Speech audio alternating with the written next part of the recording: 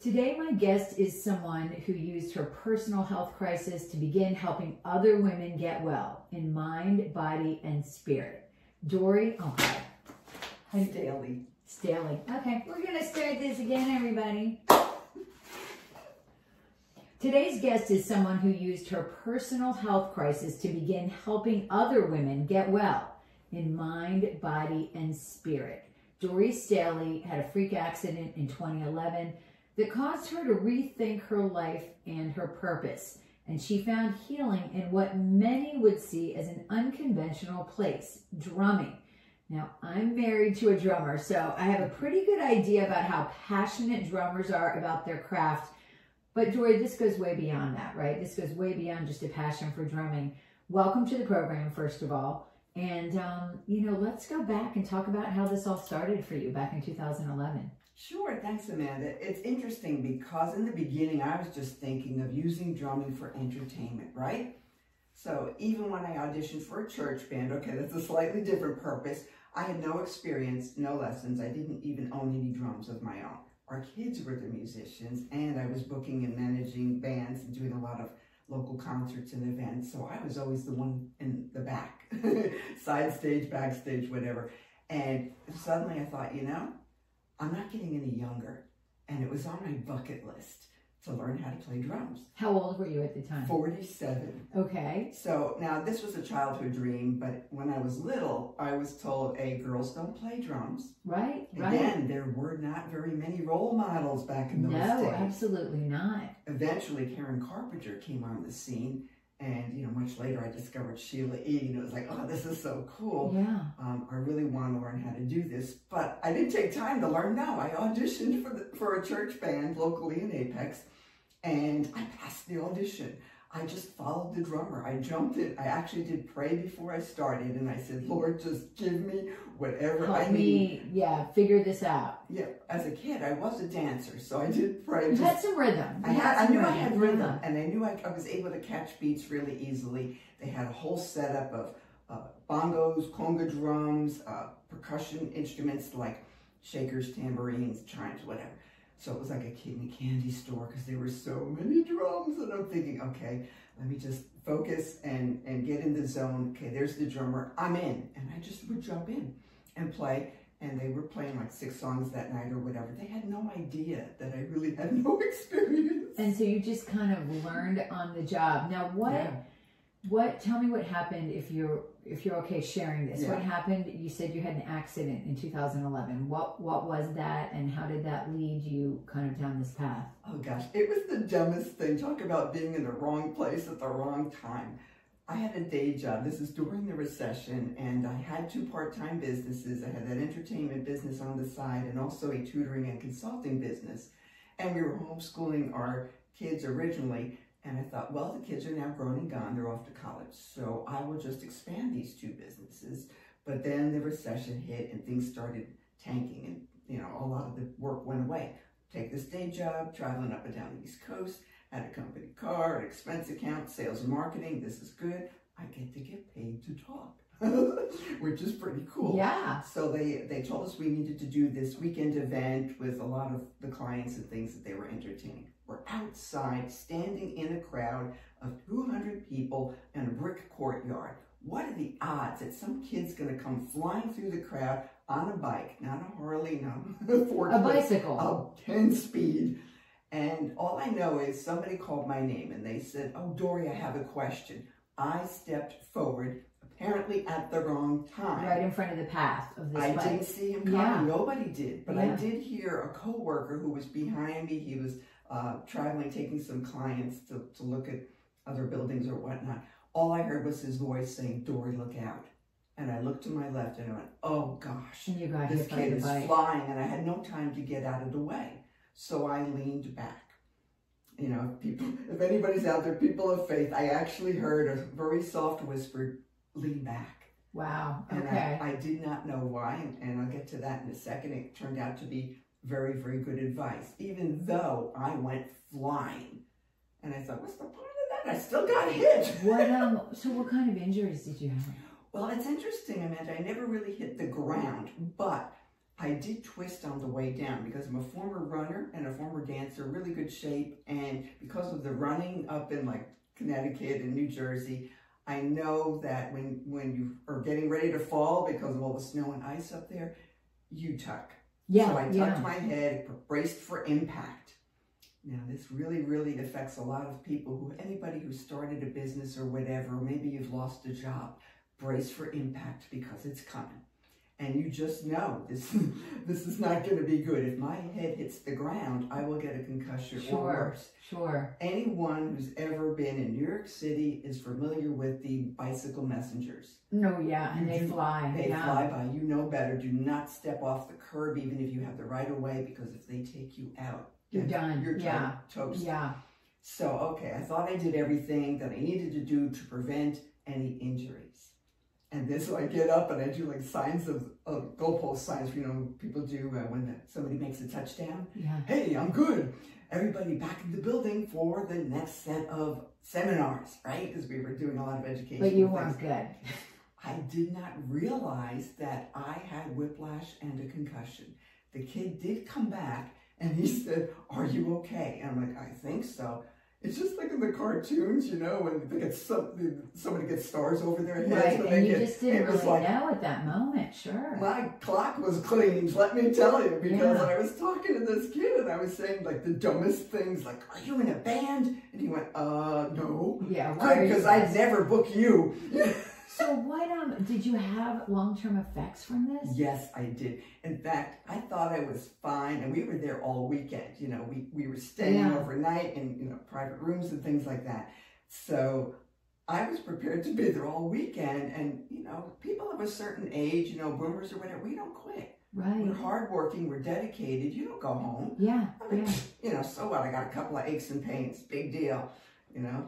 So you powered through, and then you realized later that this was serious. Swelling was happening on my back, my knee, my shoulder was hurting, my hip was hurting, severe back pain, and I thought, I'll just ice it up and I'll be fine. The musician's credo is fake it till you make it, right? The show must go on. Sure, and that's what you were thinking. And that's what I was thinking. Little did I know that, the months would go by and other weird symptoms would be happening. My whole right side would go numb at inopportune times.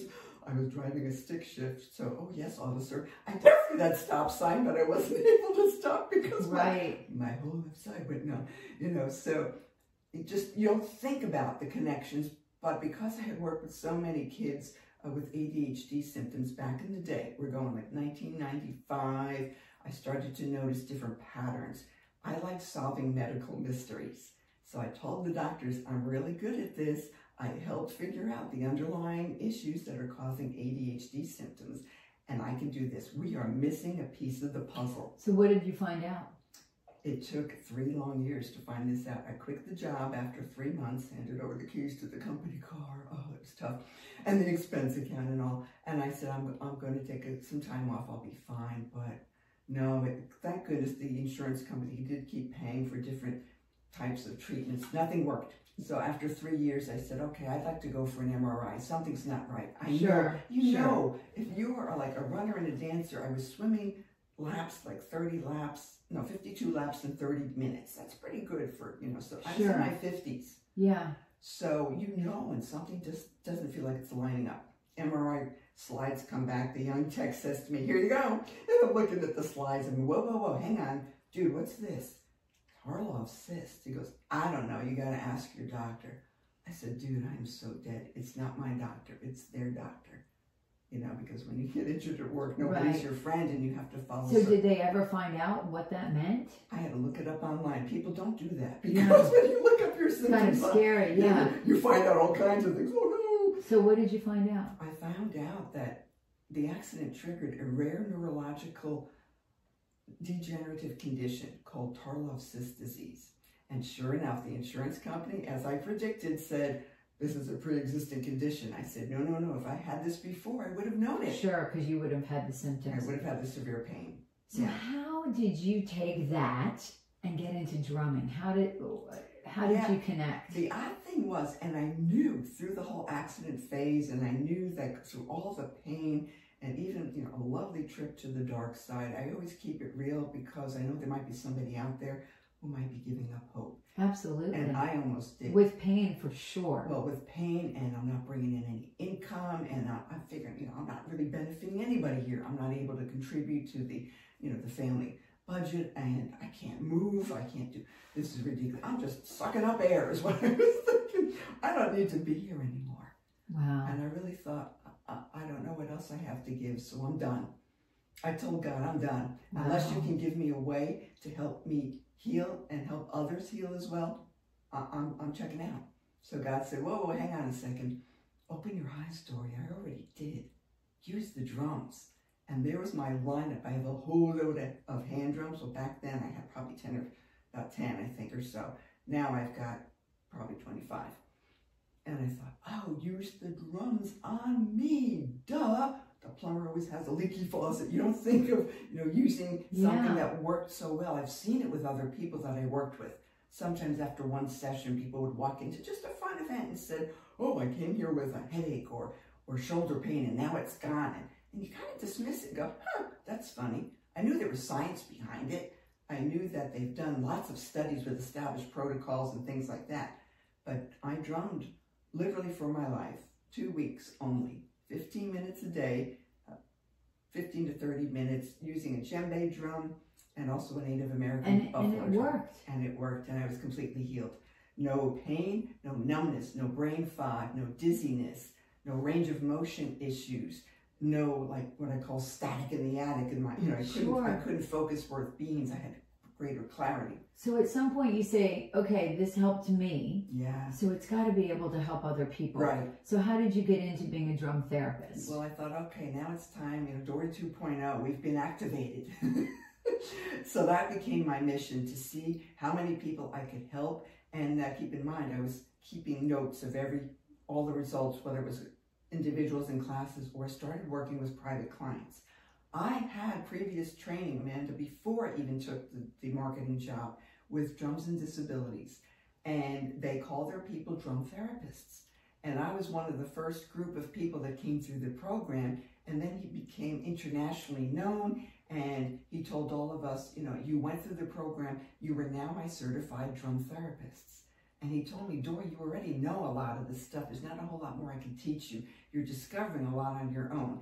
And they use drum pads and drumsticks. And I thought, well, that's great. But the vibrations of the drums for the hand drums felt really good. They go through your body, and it's like a sound massage. Yeah, I mean, I guess that's the question for somebody who's never done it, is what is it about drumming that works for people? Is it the consistency of the rhythm? Is it the vibration?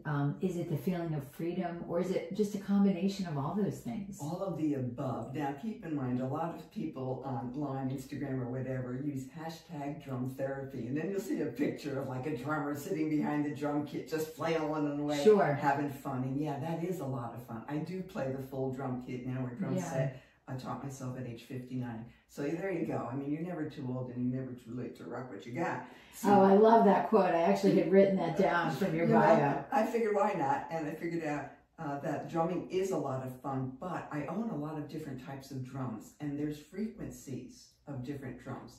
So, any of my fellow Christians out there, don't freak out with the word frequency. Every instrument emits a frequency, guitar, bass, whatever. Every drum has a certain frequency. And so I found that hand drums, especially the djembe and the Native American buffalo drum, emit the most vibrations. And they're the most helpful. And they're the most helpful. Without violating any privacy, I mean, can you give me an example of somebody you've worked with, in general terms, and how this has helped them? Sure. I've worked with stressed out entrepreneurs who gained like instant clarity after working with me privately. Keep in mind, this is interactive, so they're drumming with me for drum therapy. I do also something known as drum healing, where I drum for them and around them. But for drum therapy, either virtually or in person, you have a djembe drum, I can ship it anywhere in the US, and we drum together. And instant clarity after just a few sessions where the fog was lifted and they realized, oh, now I know what I'm supposed to be doing. I've had a client with PTSD, nightmares, and lots of other things. I talk through things while we're drumming. And I give them a lot of affirmations, a lot of encouragement. I help them see things and possibilities that they had never considered. And I tell them, look, this comes from above. It's not me. Any healing that takes place, I don't take credit for it. It's all God. So they're okay with that. I work with people of all different faiths, and they're okay with at least that. So she stopped having nightmares.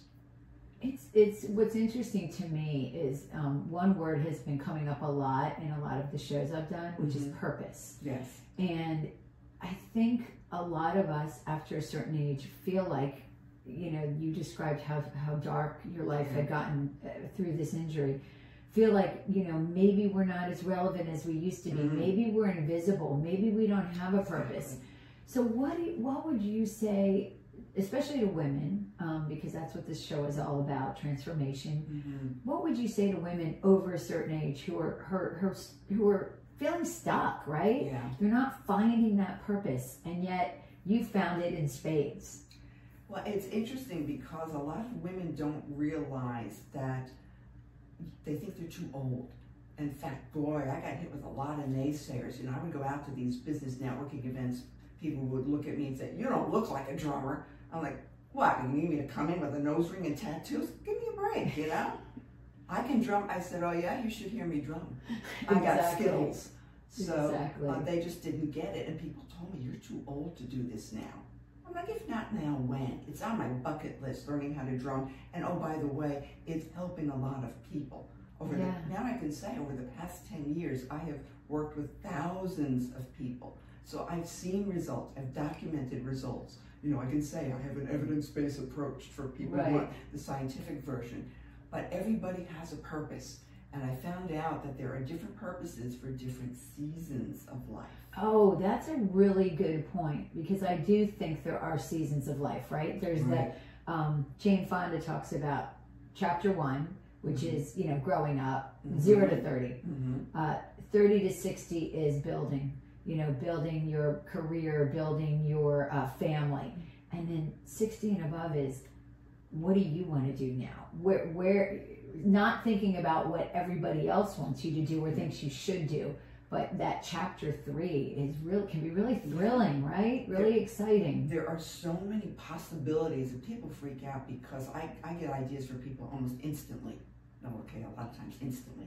I see visions and like, oh wow, you should do you this. You can do this, and this, and they're like, oh, I never thought about that, because they were limiting themselves based on what other people were doing, what other people were telling them they should do, and you know what they thought they could do with their limited resources or whatever. It's like, oh girl, you can go way bigger than that. Yeah, and I mean, life isn't linear, right? No. We have these pictures in our mind that, you know, you go to school, you get you go to college, you get a job, you get married, you have kids, like everything is very linear. But that's really not true. I mean, we go down many rabbit holes, many other paths. For sure, and a lot of people look me up on LinkedIn and go, oh my gosh, you have a lot of degrees and certifications and all that. And one man asked me at a talk, so I have to ask you, Dori, how much of like your MBA or how much did that come in handy? I said, dude, everything that I've done, I've taught myself how to do. I said, it's usually me and God. We come up with these bizarre solutions. It's like on-the-job training. It is. Yeah, you have a problem. You're a problem solver. You have a problem. And you figure it out. You solve it. And I think it was Robin Roberts who once said, make your mess your message. Oh, that's interesting. One of my guests said, look for the unsolved problems, you know, and that's a great direction to go. Now, one of the things we talked about off mic before we started is that life doesn't happen in a vacuum, right? No. So we're working and we still have other stuff happening, family, and you are at a great stage. You've got grandchildren. So you're balancing now, you know, taking care of your grandchildren and enjoying that, and also your business. Yeah, and in addition to that, my husband has his mom in an assisted living facility in Cary, so we've got always checking with her and visit her, make sure she's got everything she needs. So I am definitely in this sandwich generation where you've got elderly parents on one side and then you've got kids and grandkids on the other, and you're in the middle, and somehow you have to figure how to balance your own life, make sure you take care of your own health and wellness and self-care and all that. Oh, and there's this business that needs attention. So it's a lot. What advice would you give, you know, overall, just to women who are trying to figure this stuff out? I would just say, you know, don't limit yourselves, and don't let all those negative voices enter in your head that tell you you can't do that, or you're not experienced enough, or you don't have enough money. I started my businesses with like $40. Okay. I mean, come on, if I could, and I was severely injured, and oh, by the way, I was well over 50. You know, now I'm into my mid-60s. Hello, still rocking. You look fantastic, so I never have guessed that. I always joke, drumming keeps me young, you know? Yeah, it does. Anything on your bucket list that you still want to do? Well, you know, it's interesting because I've been hauling around drums for ages, and now I really want to go deeper. And I've written a new book called Rise Up and Rock, Activating Your God-Given Purpose. And I wrote it during COVID. Fantastic. And the goal was, it has not yet been achieved, is speaking in front of large audiences. Okay, well, I feel like you could do that. Yeah, I've got the headset, I've got the speaker, I've got the slides. I've done it once for like a small audience, but I really see the vision of standing in front and just inspiring other people and giving hope and healing. You know, I asked God, what should I be doing in this season of life? Because you know, everything changes. COVID certainly changed everything too. And he said, Dori, you're supposed to be healing your hearts. I went, oh. You know, I'm just thinking healing your bodies and all. And he also said, and you can do way more than drumming. Oh, and other people have said, you know, you're a coach, right? I'm like, really? I said, every time you get on the mic or you're in an event, you're coaching people. Right, and you never know what people always tell me, because I do a lot of public speaking, is you never know what's going to land. Exactly. And you never know that one person in the audience that day who really needs to hear what you have to say, you know, and they may take away one piece of that really, you know, resonates, right? So we have to be mindful of that and think about the fact that, yeah, we could influence people and lift them up. Exactly. People don't realize, even on social media, when you post and you think, oh man, I thought that was a really good post, but crickets, what the heck? But what's happening is people are seeing them. Yeah. And you are making a difference, and you are making an impact. And you do have what they call a tribe following you. They're just not coming forward yet. Absolutely. So tell me, if people want to follow you, I will put all your links in the show notes, but where can they find you? Well, you know, I've kind of morphed. My business is Next Stage Drumming, and that is my website, nextstagedrumming.com. Okay. And you can find me on Facebook, Instagram, I'm on LinkedIn, Alignable, you name it. But I've added Next Stage Drumming and Coaching because I am doing more, offering more one-on-one coaching so we can go deep. And they will get a little fun element. Gee, I wonder what that is. Nudge, nudge, wink, wink. Because I find when you combine therapeutic drumming plus coaching equals fast results. My results were boosted much more when I combined the two. Dori, this has been delightful. Sure thing. Thank you so much for coming on the show today. And I think a lot of people who listen to the show will get so much out of your positive energy and your inspiration and your advice. So thank you again. Thanks for the invite. Thanks for having me. I really appreciate it. Keep on rocking, people. Don't give up.